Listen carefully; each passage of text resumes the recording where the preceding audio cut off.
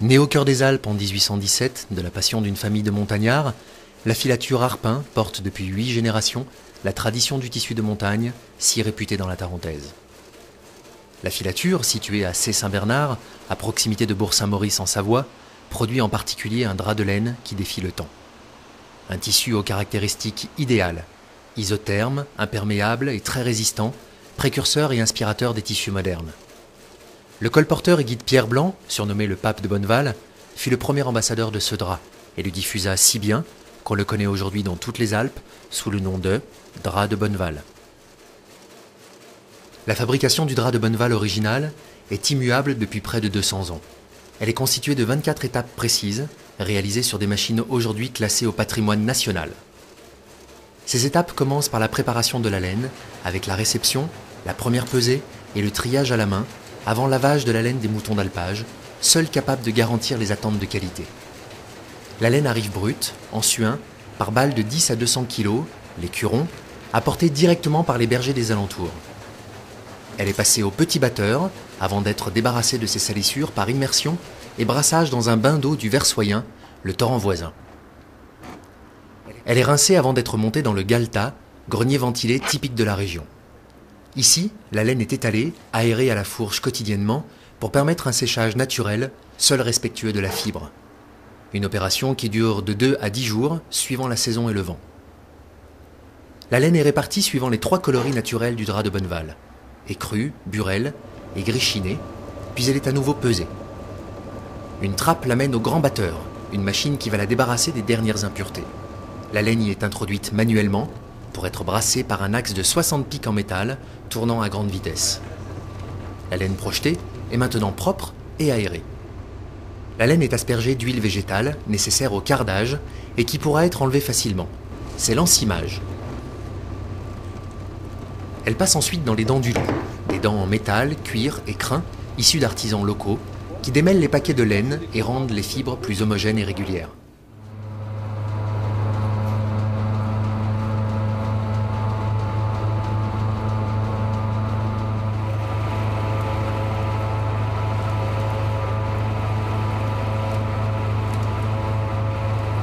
Puis débute à proprement parler la fabrication du fil lors du cardage, une opération qui a pour but d'étirer les fibres de la laine et de les rendre parallèles.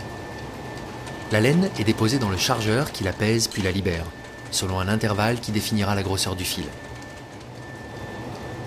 Elle passe par les cardes, des cylindres tapissés de pics métalliques, dents et petites griffes, dont la taille diminue avec l'avancée de la laine pour ordonner sa fibre. On parle d'un cardage grossier, moyen, puis fin.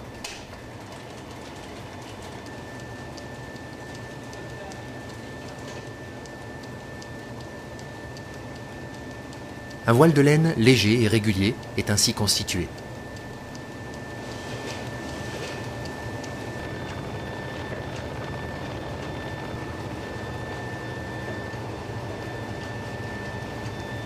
Au cœur de la machine, ce voile, une fois ramassé sur lui-même en boudin disposé perpendiculairement, est à nouveau étiré par les cardes, puis partagé en rubans réguliers de quelques centimètres de large. Les frotteurs prennent ces rubans en charge et les roulent sur eux-mêmes.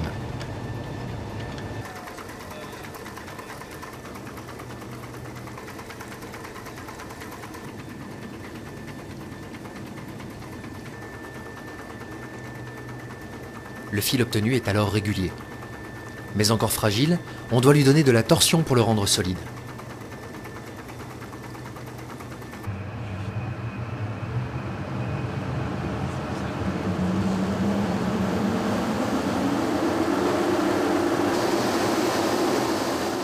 Cette opération de tordage est réalisée par le continu à filet, où l'on dépose les bobines issues du cardage pour les associer, les étirer, les tordre et les enrouler sur des fusées.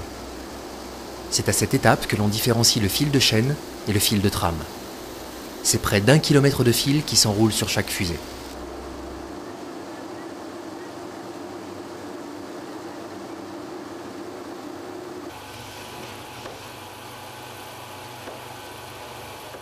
Le maître lainier transfère et raccorde le contenu des fusées sur des cônes pour constituer des bobines. C'est le bobinage.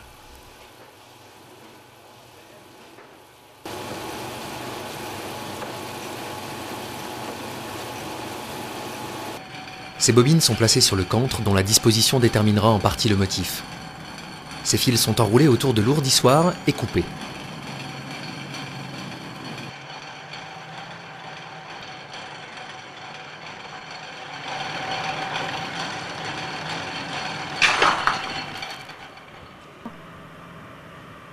Le peigne de l'ancroix, le plus vieil élément de la filature, et le cantre sont décalés pour recommencer l'opération, répétée autant de fois que nécessaire pour atteindre les largeurs totales des différents métiers à tisser. Le fil enroulé sur l'ourdissoir est ensuite dévidé vers l'ensouple par les maîtres tisserands.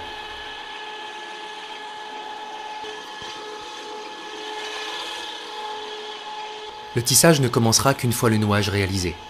Les fils de la pièce précédente sont utilisés comme guide pour les nouveaux fils déposés sur l'ensouple. Ils sont directement noués aux anciens avec un nœud spécifique résistant. C'est donc de 2 à 3 000 nœuds que les tisserands vont effectuer à la main, ce qui représente une journée de travail.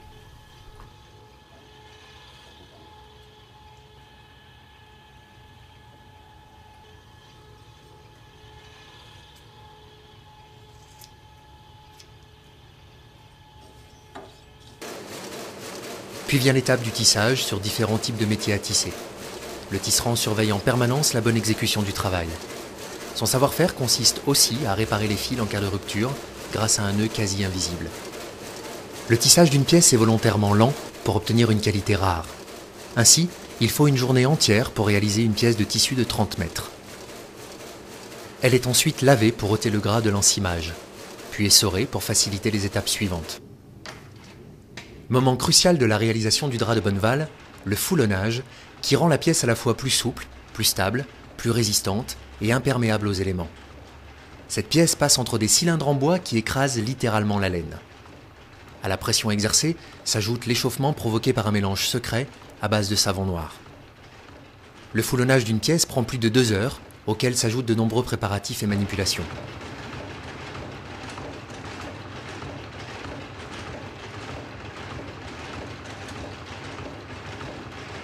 Les pièces sont séchées sur une rampe dans le jardin à l'extérieur de la filature si le temps le permet, ou dans un séchoir où l'air tiède est fourni par la combustion des déchets naturels de laine, de bois, de paille produits par la filature. Les pièces séchées sont introduites dans une calandre. Elles passent entre un cylindre et une cuvette chauffée à la vapeur pour éviter tout faux pli et mettre le tissu dans le droit fil.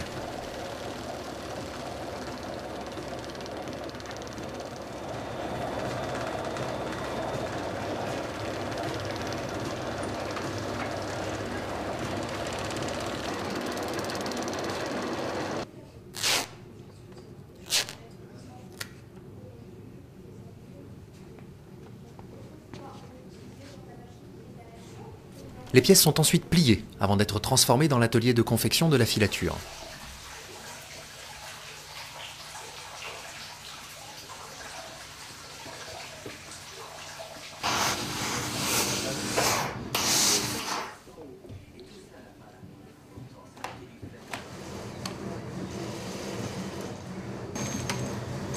Preuve de ses qualités, le drap de Bonneval a été, et est toujours, utilisé par les amoureux de la montagne. Les fameux guides de Chamonix, Victor-Emmanuel de Savoie lors de son passage dans les Alpes, ou Paul-Émile Victor lors de ses expéditions au pôle. Aujourd'hui encore, le drap de Bonneval est apprécié pour son esthétique, unique, et est utilisé pour des réalisations qui exigent chaleur et résistance.